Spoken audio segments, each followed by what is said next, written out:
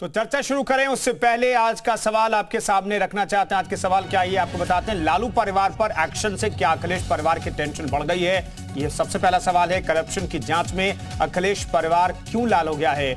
जांच एजेंसियों पर निशाना बचने का क्या बहाना है, जैसा कि बीजेपी और बाकी दल कहते रहे समाजवादी पार्टी के जो अगेंस्ट हैं। जांच और जमानत एजेंसियों पर क्यों सियासत हो रही है? जांच चल रही है, जमानत मिली है कोर्ट से, और ऐसे में आखिर सवाल क्यों उठाया जा रहा है? इस मसले पर बातचीत करने के लिए तमाम मेहमान हमारे साथ जुड़ रहे हैं। साक्षी सिंह हमारे साथ प्रवक्ता बीजेपी के जुड़ रहे हैं, कपिल श्रीवास्तव हमारे साथ प्रवक्ता समाजवादी पार्टी के जुड़ रहे हैं, सुनील उर्कवंशी हमारे साथ प्रवक्ता भाजपा के जुड़ रहे हैं, पंकज जी हमारे साथ जुड़ रहे हैं, राजनीतिक विश्लेषक। तमाम मेहमानों का स्वागत है। लेकिन साक्षी जी, पहला सवाल, जांच एजेंसी अपना काम कर रही है, कोर्ट ने जमानत भी दे दी। आज तो कोर्ट ने जमानत भी दे दी तीनों आरोपियों को, चाहे मीसा भारती हो, राबड़ी देवी हो, लालू प्रसाद यादव हो, उन्हें जमानत कोर्ट से मिल गई। ऐसे में ईडी और सीबीआई पर सवाल उठाने के पीछे की वजह क्या दिखती है?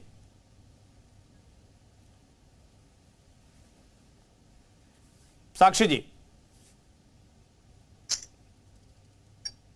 चलिए साक्षी जी तक ऐसा लग रहा है कि आवाज नहीं पहुंच पा रही है। हमारे साथ कपिल श्रीवास्तव हैं, प्रवक्ता समाजवादी पार्टी के। कपिल जी, आज तो जमानत मिली है, तो यानी कि आप तो एक वकील भी हैं सर, मैं जानना चाहता हूं कि ऐसे में सवाल उठाना क्या जरूरी है कि सीबीआई ईडी जानबूझ करके विपक्षी नेताओं को परेशान कर रही है? कोर्ट ने अपना काम किया ना, कोर्ट ने जमानत दे दी तीनों आरोपियों को। आरोपी तो बाकी आरोपी भी हैं वैसे।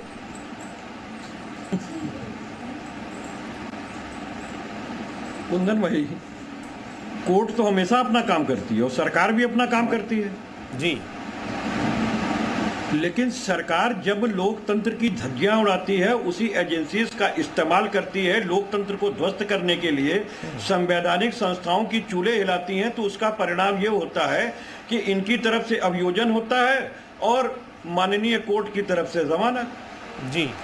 क्योंकि माननीय कोर्ट जो है कोई एफआईआर क्वेश्चन नहीं कर पाएगी। विधि की एक प्रक्रिया है, वो हम सारे लोग समझते हैं। एक बार कभी आप पर भी भूल के अगर हो गया तो विधि की प्रक्रिया से आपको अनुसरण से निकलना पड़ेगा, भले आप इनोसेंट क्यों ना हो, लेकिन आपकी पूरी की पूरी प्रक्रियाओं का पालन करेंगे आप, और उसके बाद ही कहीं निर्णय आएगा जी। और अंत में मान लीजिए छूट जाएंगे, लेकिन जितने दिन आप अभियोजित रहेंगे उसके लिए आपको दंड मिल चुकी होगी जब आपकी इनोसेंट होंगे जी। तो मैं तो एक बात यह कह रहा हूं कि आप पूरे विपक्ष को बंद कराओ, क्योंकि हरीश चंद्र तो सिर्फ भारतीय जनता पार्टी में पैदा होते हैं। अडानी साहब तो भारतीय जनता पार्टी के नहीं हैं, और पूरे विश्व के अंदर उनकी जो अपख्याति चल रही है और जो भ्रष्टाचार खुल के आया है, जिसमें 10 लाख करोड़ से ज्यादा का उन्होंने चूना लगाया है, उस पर एक एफआईआर तक नहीं है। और मैं एक चीज पूछ रहा हूं, तथ्यात्मक चीजें कह दूं आपसे, वो आपको थोड़ा साक्षी से पूछने में आसानी होगी, और जो इनके भाजपा के प्रवक्ता पंकज सिंह जी बैठे हैं उनसे भी आसानी होगी। मैं आपको इसलिए राजनीतिक विश्लेषक हैं 2014 से 2022 में, अच्छा ठीक है वो है, लेकिन अभी आपको दिखाई देगा।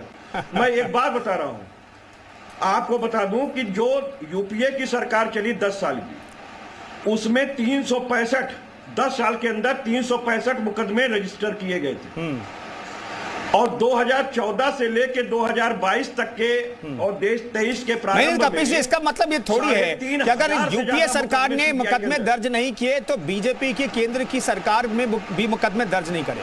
मैं आता हूं सर, वापस आता हूं सर, मैं आता हूं। अरे थोड़ा सा तो सर, नहीं सर, मैं आता हूं। दरअसल आपकी नेता, आपकी पार्टी के सांसद ने क्या कुछ कहा है मुलाकात के बाद, वो सुना देते हैं, फिर मैं आपके पास लौटूंगा। के ऊपर इस तरह का दबाव बनाया जा रहा है, ईडी के माध्यम से, आईटी के माध्यम से, इनकम टैक्स के माध्यम से। तो इस तरह की जो ये प्रणाली पहले कांग्रेस चलाती थी, और अब भाजपा ने इसको और इंटेंसली चला रही है। के ऊपर इस तरह का दबाव बनाया जा रहा है, ईडी के माध्यम से, आईटी के माध्यम से, इनकम टैक्स के माध्यम से। तो इस तरह की जो ये प्रणाली पहले कांग्रेस चलाती थी, और अब भाजपा ने इसको और इंटेंसली चला रही है। के ऊपर इस तरह का दबाव बनाया जा रहा है। कपिल जी, अपनी बात जल्दी से खत्म कीजिए। साक्षी जी मुझे लग रहा है कि रेडी हैं जवाब देने के लिए। मैं आपको कह रहा हूं, देखिए डिम्पल यादव जी ने बहुत स्पष्ट बातें कही कि जब 2013 के अंदर सीबीआई तोता थी और भारतीय जनता पार्टी ही मैदान में थी और हम सारे लोग उनका साथ दे रहे थे, क्योंकि उस समय भी गलत इस्तेमाल हो रहा था।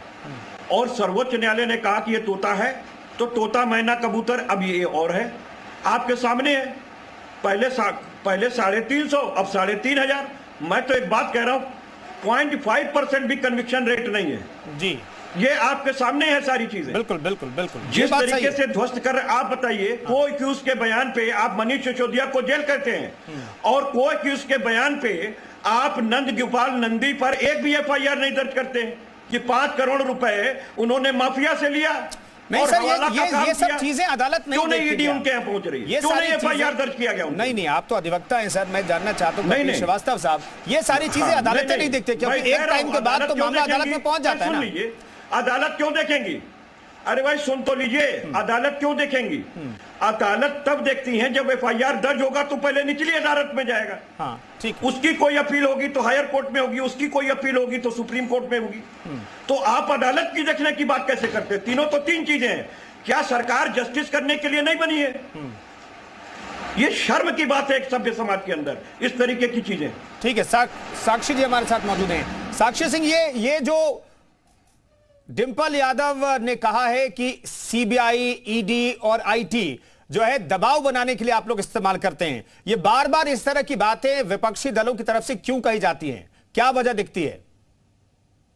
विरोध करने की आदत हो चुकी है विपक्ष की और उनके पास कोई मुद्दा नहीं है तो इस तरीके के आरोप लगाते हैं। हमने देखा है जैसे चुनाव आते हैं उस समय इलेक्शन कमीशन पे भी आरोप लगा देते हैं। इनकी इतनी बुरी आदत हो गई है विरोध करने की कि जनता को भी नहीं छोड़ते। ये जनता पे भी आरोप लगा देते हैं कि किसी प्रकार से जनता भ्रमित होकर हमें वोट दे देती है और बीजेपी के दबाव में आके हमें वोट दे देती है, वरना यही लोग जीतते हैं। तो इस तरीके की जो ये आदत है इनका, देखिए 2017 में जब इनका चुनाव हो रहा था हमारा, तब ये बोलते थे काम बोलता है, काम बोलता है। काम तो तब बोलता जब ये जनता के बीच में जाते और जनता के लिए काम करते, लेकिन जनता अब इनका असली रूप देख चुकी है। और ये जो कार्रवाई अब हो रही है, इनके गुनाहों को सजा मिलने वाली है इन लोगों को।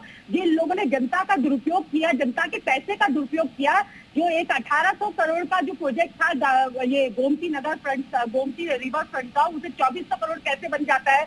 12 लाख लैपटॉप सिर्फ वितरण किए जाते हैं जबकि खरीदे 18 लाख लैपटॉप जाते हैं। तो इस तरीके की जो ये चीजें करी है इनके कार्यकाल में, जो 12 से 17 के बीच में इनका कार्यकाल था, वो सबकी अब सजा मिलने का समय मिल रहा है। अभी जब बिहार में ये एक्शन लिए जा रहे हैं और यहाँ पे जो ये इन लोगों को तकलीफ हो रही है वो इसीलिए हो रही है क्योंकि इन्हें पता है कि इनका भी समय आने वाला है। इन्होंने जो काम किए हैं इनको बखूबी पता है। कान में रुई डाल लिया क्या आपने? कान में रुई डाल लिया क्या साक्षी? नेता सदन को, नेता प्रतिपक्ष ने सदन के अंदर जवाब दे दिया और वहां पे उन्होंने स्वीकार किया कि नेता प्रतिपक्ष ने सीख बात कही है। देखिए जब योगी जी और एक एफआईआर आज तक क्यों नहीं? अगर इतना बड़ा घोटाला आपने खोल रखा है, 6 साल से आप हमारा साथ क्यों दे रहे हैं? नहीं, वो तो उप मुख्यमंत्री कह रहे हैं